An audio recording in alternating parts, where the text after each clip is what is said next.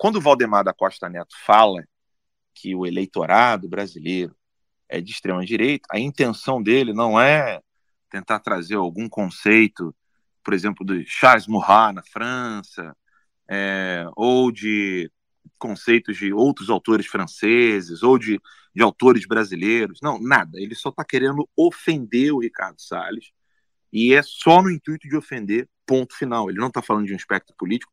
Ele, na verdade, o Ricardo Salles e qualquer um outro que queira dizer para o Valdemar da Costa Neto que ele é um incompetente e que ele não deveria estar à frente do partido para tomar decisões locais. Ponto final.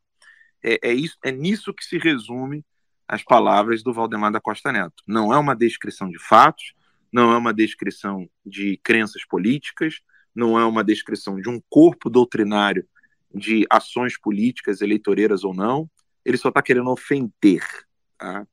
E aí, óbvio, todo mundo cai nessa esparrela de ter medo dessas nomenclaturas, e aí a primeira coisa que o cara faz é: não, eu não sou extrema-direita não, para com isso.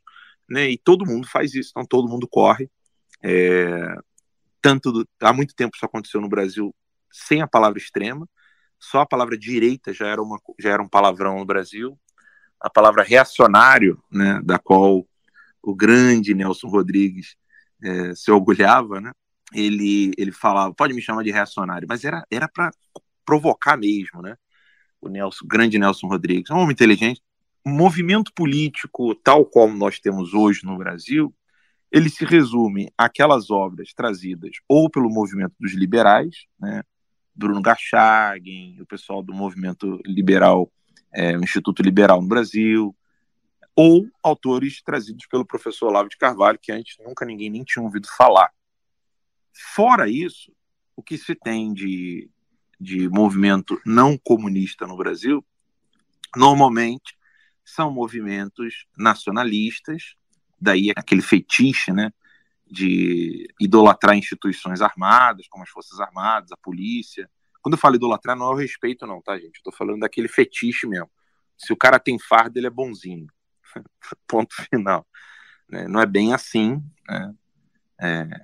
E aí você tem aquele discurso: eu sou a favor das instituições, essa coisa toda vem muito de movimentos nacionalistas e não é nada benéfico, convenhamos. Ninguém quis debater sobre esse assunto com a devida atenção. Ou seja, que história é essa de extrema-direita? De onde surgiu da boca do Valdemar da Costa Neto essa coisa de extrema-direita? Valdemar da Costa Neto tem alguma capacidade, eu não digo nem literária, né?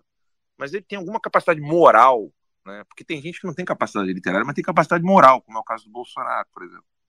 Eu vejo que ele tem uma grandíssima capacidade moral de poder opinar sobre a política brasileira.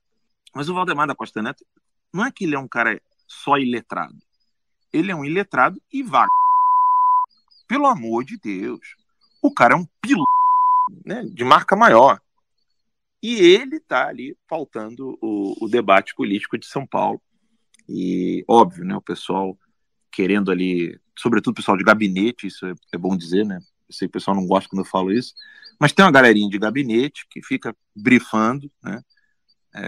Querendo trazer dados, informações, como se aquilo ali fosse uma leitura científica do cenário político e desvirtuando do real problema. E qual que é o real problema? O bendito eleitor das grandes concentrações urbanas. São Paulo, Rio de Janeiro, Porto Alegre.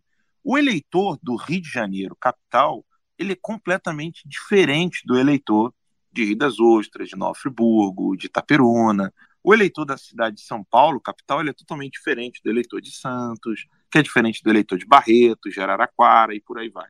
Então a gente tem um problema seríssimo de degradação civilizacional nas grandes concentrações urbanas, onde o ser humano ele está mais pobre e completamente iludido por campanhas e políticas assistencialistas que ficam promovendo ali, ó, fica no meu colinho que eu vou te dar a fraldinha, vou trocar tua fralda, vou te dar uma madeira, vou te dar as coisinhas, coisa que você não vai ter no interior, né? Porque no interior você vai ter que trabalhar para comer, você vai ter que trabalhar para viver, e aqui você vai ganhar o meu assistencialismo. Isso é uma política muito presente em lugares mais pobres, mesmo pequenos, como é o caso do Nordeste, onde existe uma concentração grande de pessoas que estão numa miséria e pobreza tão grande que fica ali aquele político local do município prometendo carguinho na secretaria de saúde, na secretaria de segurança pública, só de secretária mesmo, de vereador, de prefeito e tal. Então tudo gira em torno da máquina pública. E aí nem adianta você tentar convencer o cara do que é bom, o que é ruim para o município dele. Ele, no fim das contas, vai virar para você e falar assim: beleza, entendi tudo que você me disse, quem vai pagar as minhas contas vai ser o João que vai ser o próximo prefeito, e o João vai dar um cargo para minha esposa, meu primo lá na prefeitura, e a gente precisa trabalhar. Nos lugares onde há esse esse verdadeiro coronelismo político, essa é a realidade que nós nos encontramos hoje no Brasil. Mas há um problema sério, que é a desconfiguração, a descaracterização civilizacional do eleitor das grandes cidades. Porque se o povo de São Paulo está com medo de perder para o Boulos, senhoras e senhores, nós estamos falando de um invasor que é o Boulos. Né?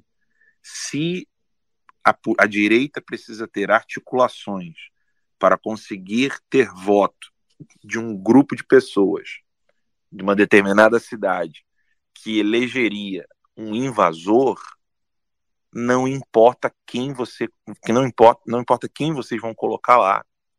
O eleitor é um problema, e um problema sério.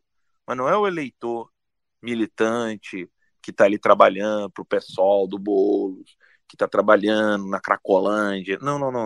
Nós estamos falando do eleitor que está aprisionado em doutrinas, em esquemas políticos, que ninguém diz para ele quais são as reais intenções. E quais são as reais intenções desses grupos políticos? Deixá-los na miséria, deixá-los à míngua, deixá-los completamente dependentes da máquina pública, enquanto eles continuam prometendo sem nunca entregar nada. Esse é o eleitor que precisa tomar consciência.